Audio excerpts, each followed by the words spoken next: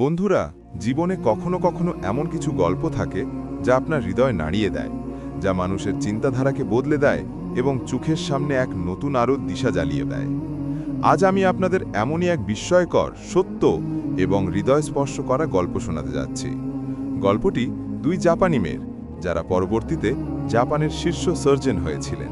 কিন্তু পৃথিবী সবচেয়ে বেশি অবাক হয়েছিল তখন, যখন তারা তাদের দিল ও জান ইসলামের জন্য উৎসর্গ করে দিয়েছিলেন।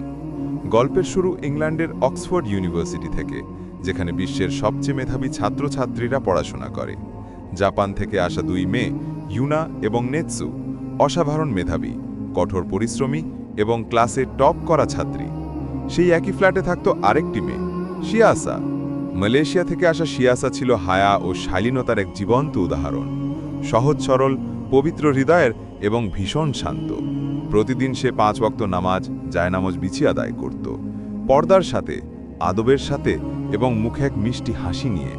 সে কাউকে ইসলামের দাওয়াত দিত না, কারো ওপর নিজের কথা চাপিয়ে দিত না। সে শুধু নিজের আমল দিয়ে ইসলামকে তুলে ধরত। আর ঠিক এই বিষয়টি ইউনা এবং নেটসুর মনে এক প্রশান্তির ঢেউ জাগাত।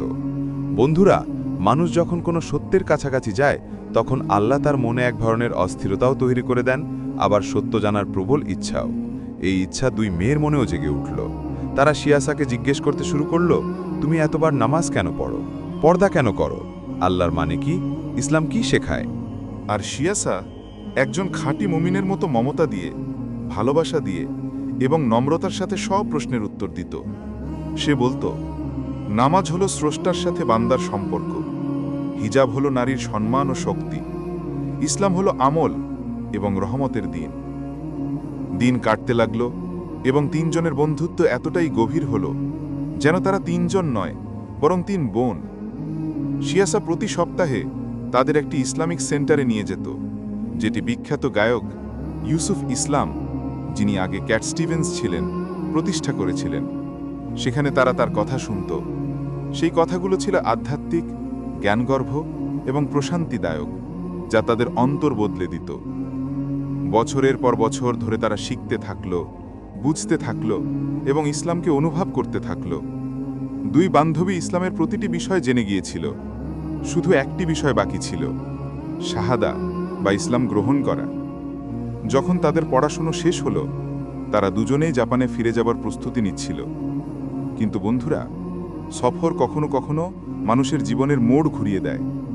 1000 ফুট উপরে আকাশে বিমানে ওড়ার সময় ইউনার চোখ লেগে এলো এবং সে এক আওয়াজ শুনতে পেল। এক গভীর, প্রশান্তিদায়ক আওয়াজ, যা স্বপ্নও ছিল না, আবার মনের ভুলও ছিল না। আওয়াজটি বলছিল, নেৎসু আর শিয়াসার সাথে মালয়েশিয়ায় যাও এবং সেখান থেকে শেখো যে একজন ভালো মুসলমান কিভাবে হতে হয়। ইউনা ভয় পেয়ে গেল, কেঁদে ফেলল। নেৎসু কারণ জানতে চাইলে সে সব খুলে বলল। শুনে নেৎসু বলল, আমিও গত কয়েক মাস ধরে ইসলাম গ্রহণ করার কথা ভাবছি। দুজনে তাৎক্ষণিকভাবে শিয়াসাকে জানালো। শিয়াসার চোখ ভিজে গেল। সে শুধু এতটুকু বলল, চলো বাড়ি মালয়েশিয়া যাই। মালয়েশিয়ায় পৌঁছানোর পর প্রথমে তারা শিয়াসার মায়ের কাছে গেল, এরপর ইসলামিক কোর্টে গেল। আলেমগণ তাদের প্রশ্ন করলেন এবং তারা নির্দ্বিধায় বিশ্বাসের সাথে উত্তর দিল, কারণ তারা আগে থেকেই সব জানত, নামাজ, রোজা, ঈমান সব। অবশেষে তারা শাহাদা পাঠ করল, লা ইলাহা ইল্লাল্লাহু মুহাম্মাদুর রাসূলুল্লাহ। কক্ষটি আল্লাহু আকবার ধ্বনিতে কেঁপে উঠল, চোখের পানি বইতে থাকল। কোলাকুলি, দোয়া, নূর আর রৌনক ছড়িয়ে পড়ল। তারা আর 2 জাপানি ডাক্তার ছিল না, তারা হয়ে গিয়েছিল 2 মুসলিম বোন।